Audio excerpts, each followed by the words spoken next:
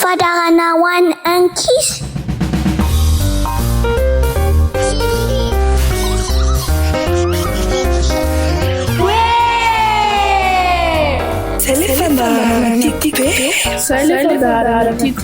Ianarana Soratra Masina. Izaratra pako fa Tiae atamata. Tenin'Andriamanitra.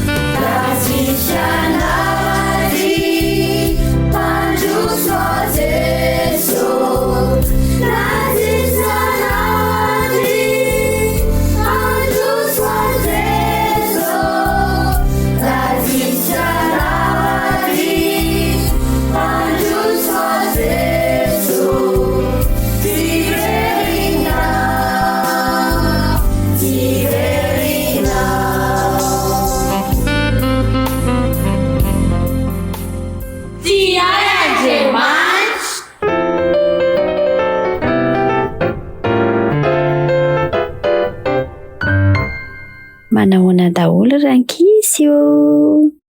Tianareo ve rankizy ny mba handray fampianarana natokana ho anareo? Androany dia hitondra fampianarana ho an'ny ankizy manokana, mitondra ny lohateny hoe Manoratra amiko Andriamanitra. Iza aminareo rankizy no efa nandray taratasy manokana? Mino fa efa betsaka amintsika no nahazo taratasy, ohatra hoe karta avy amin'ny ray aman-dreny, avy amin'ny namana, avy amin'ny zoky, avy amin'ny zandry, dia ny ao anatin'ilay karta hoe happy birthday. Dia avy eo misy hafatra, misy fanehoana fitiavana, misy zavatra marobe isan-karazany ao anatin'ilay taratasy. Dia mitsiky be tsika rehefa mamaky an'ilay taratasy.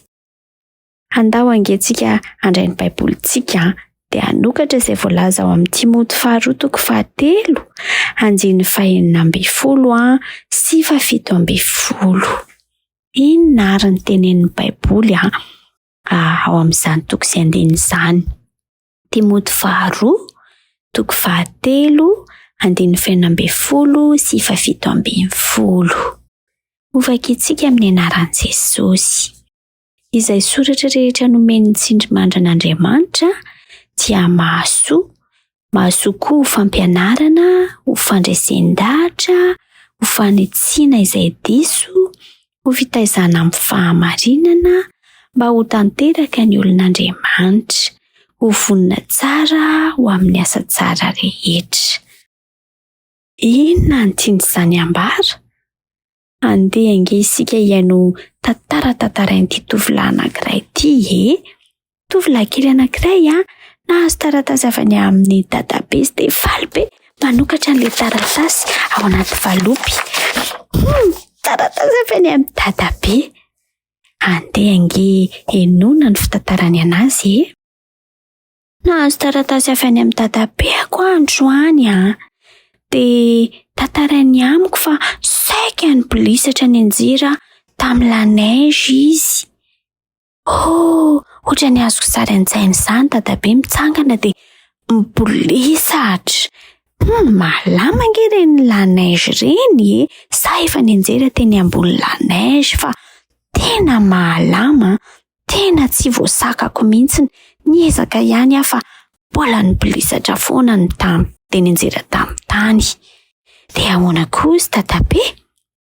Ireo vorona ao anaty tranony koa dia mihinana faran'izay aingana ireo voan-javatra. Tamin'izaho tany ambanivohitra niaraka tamin'ny tatabe dia misy vorona kely dia asiana vary eo ambony tanako dia mihinana le vary eo ambony tanako le vorona kely.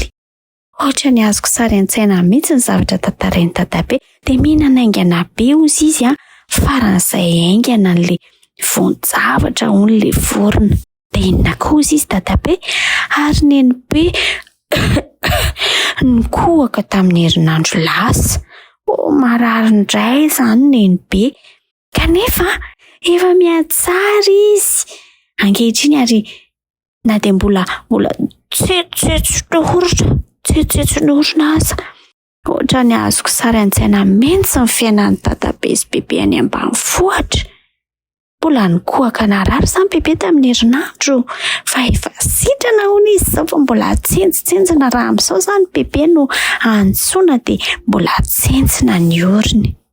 Ohatra ny azoko sary an-tsaina daholo iny zavatra tantarain'ny tatabe ao anaty taratasy. Dia rehefa izany dia tohizan'ny tatabe indray amin'ny fanomezana torohevitra tsara ho mikasika ny ankizy iray izay tia mampijaly any am-pianarana. Izany ka misy ankizy mampijaly any am-pianarana dia tantaraiko any tatabe. Dia malailo anahy tatabe dia atorony tatabe hoe inona ny tokony ataoko. Ny ilaiko tokoa izany torohevitra izany mba hiatrehako an'io toe-javatra io. Sandriko foana hijery an'ilay taratasy avy any amin'ny tatabe. Tatabe tsy mba miteny amiko hoe kapohiko izy. Tsy mba miteny amiko an'izany izy fa torohevitra tsara izay mahasoa izay mampatonga anahy tsy mba manenina. Raha mikapoka an'ilay ankizy kosa dia mety manenina rehefa fa neny tatabe dia hoe mbola zara ho aminy foana ny gotehanao.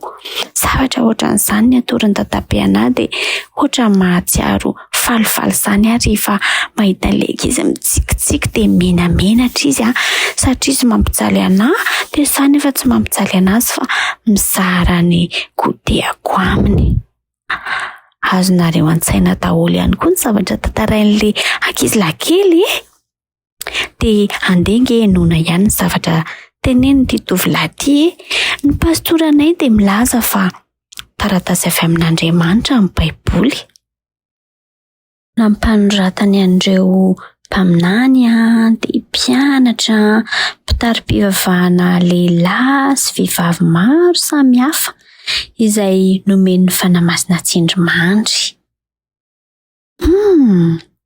Ny tenin'Andriamanitra koa izy dia mampafantatra amintsika ny toetran'Andriamanitra, ny fitiavany ny tsirairay avy amintsika sy ny zavatra nataony hamonjena antsika avy amin'ny fahotana. Izany no nolazain'ny pastera. Tena tsy nazava tamiko mihitsy izany zavatra rehetrarehetra lazain'ny pastera izany. Fa azoko amin'izay ilay izy rehefa nanomboka nandray taratasy avy amin'ny tatabe izaho. Ny anazava tamiko ny amin'izay rehetra nolazainy.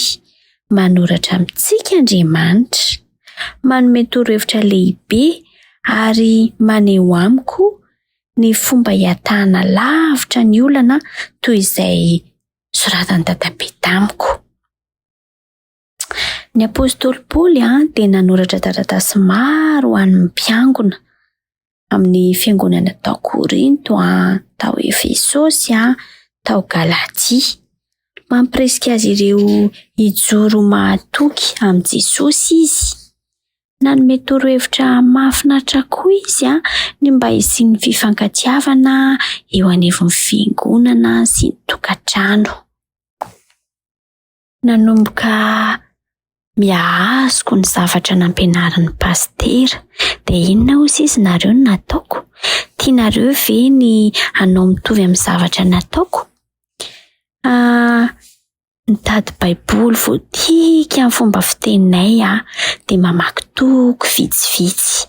Natomboko tamin'ny famakiana ny boky Matio, na koa nareo afaka manomboka amin'ny famakiana ny boky ny Salamo, satria ireo boky ireo no hitako hoe tsotra indrindra. Matio dia mitantara ny momba an'i Jesosy, ny boky ny Salamo dia boky nosoratan'i Davida, mahafinaritra, manoro hevitra.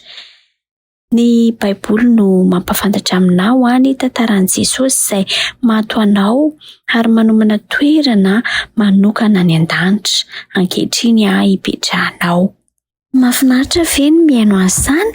Mahafantatra hoe manokana fitoerana manokana hipetrahantsika Andriamanitra.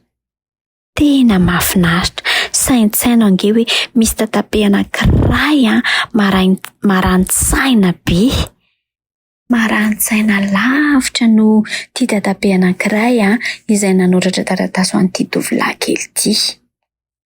Nanoratra taratasy izy taratasy izay mahasoa ho fampianarana, ho fandresen-dahatra, ho fantsiana izay diso, ho fitaizana amin'ny fahamarinana mba olona tanteraka ary olona vonona ho amin'ny asa tsara rehetra. Inona ary izany taratasy izany? Tsy inona ange izany fa ny baiboly. Reto misy zavatra maromaro tiako ambara aminareo momba ny baiboly dia hamarino. Ny teny hoe baiboly dia avy amin'ny teny grika hoe biblia, izay midika hoe boky maromaro mitambatra. Ny baiboly dia nosoratan'olona maro samihafa niaina nandritra ny 400 taona. Misy boky 420 no mitambatra ho baiboly anankiray. Dia mizara anankiroa izy ireo, ny iray testamenta taloha dia ny iray testamenta vaovao.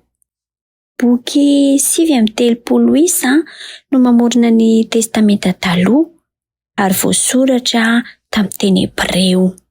Hita ao ny lalàna, ny tantara, ny fahendrena, ny tononkalo ary koa ireo mpaminany lehibe sy mpaminany madinika.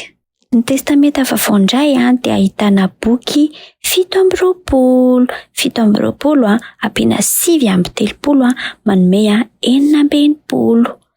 Dia ireo testamenta vaovao ahitana boky 720 ireo indray dia voasoratra tamin'ny teny grika.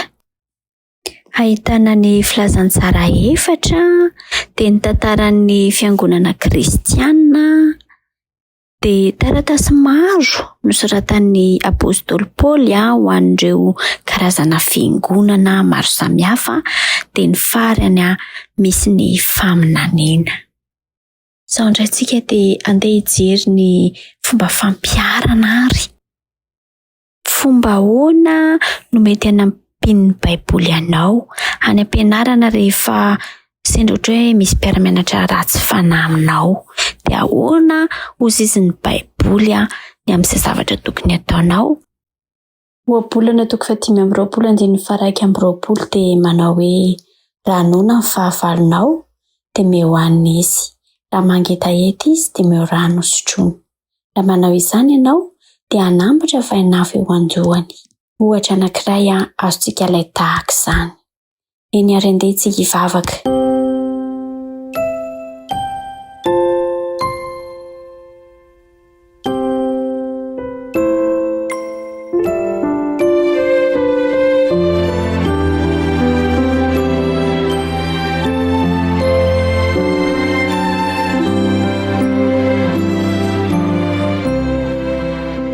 Jesosy malalo, misaotra anao indray izahay ankizy, fa nampafantarinao fa manoratra aminay ankizy koa ane ianao ingany ny teny rehetra mba hitondra fandriampahalemana ho anay tsirairay avy, ingany mba hitondra soa ny fampianarana rehetra ary hitondra fandresen-dahatra, hitondra fantsiana izay rehetra diso ary hitaizanay ankizy ho amin'ny fahamarinana. mba olona ho tanteraka sy olona hanao ny asa tsara mandrakariva ny ankizy rehetra izay mihaino ity fandaharana ity. Dia misaotra Jesosy eo. Amen.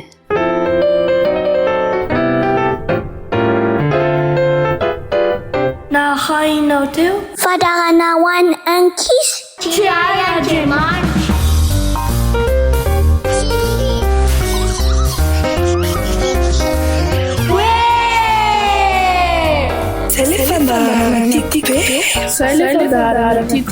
Ianarana Soratra Masina. Izaratra bako fa Andriamanitra. Tenin'Andriamanitra. Tenin'Andriamanitra. Tenin'Andriamanitra. Tenin'Andriamanitra.